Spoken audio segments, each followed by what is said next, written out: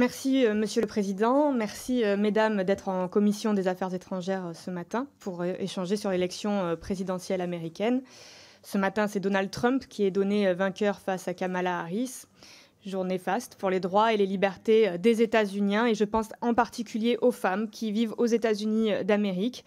La question du droit à disposer de leur corps, grâce à la protection du droit à l'avortement, a été l'un des peut-être trop rares marqueurs qui distinguaient clairement le programme de Kamala Harris en faveur du droit à l'avortement et celui de Trump.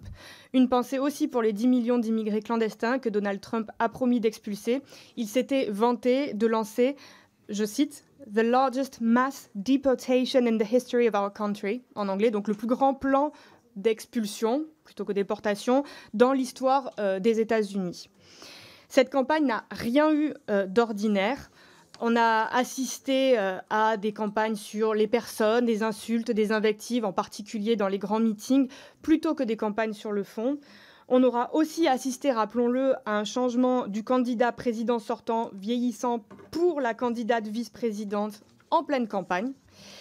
Et c'est donc aussi et peut-être surtout la défaite de Kamala Harris et des démocrates dont il est question. C'est la démonstration qu'on ne bat pas l'extrême droite réactionnaire sans un programme alternatif clair.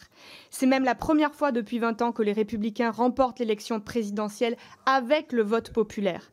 On ne mobilise pas le peuple sur une ligne néolibérale, on ne mobilise pas le peuple sans rupture sociale et géopolitique. Non seulement et Trump et Harris se sont alignés avec la politique guerrière de Netanyahou, mais aucun des deux, pas même Harris, n'a dénoncé le génocide du peuple palestinien, alors que des manifestations immenses ont lieu à New York comme partout dans le pays pour dénoncer le massacre au Proche-Orient. L'absence de discours pour la paix chez la candidate Harris lui a coûté cher, de même que l'absence de propositions pour enrayer l'inflation qui ronge les plus pauvres et les plus précaires, comme en Europe, ou encore sa renonciation à taxer les plus riches. Les démocrates n'ont pas tiré les conclusions de leur campagne passée, et c'est aussi le bilan de Biden que les démocrates paient aujourd'hui.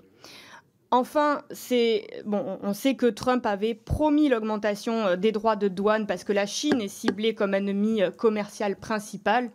Et on sait que des pressions vont être exercées sur l'Europe. Pour nous, à la France insoumise, cela confirme plus que jamais l'idée que nous nous faisons du fait que la France ne doit plus se mettre en situation de dépendance avec les États-Unis d'Amérique, construire une politique de la paix et de coopération internationale et mettre en œuvre une politique internationale indépendante, non alignée et altermondialiste.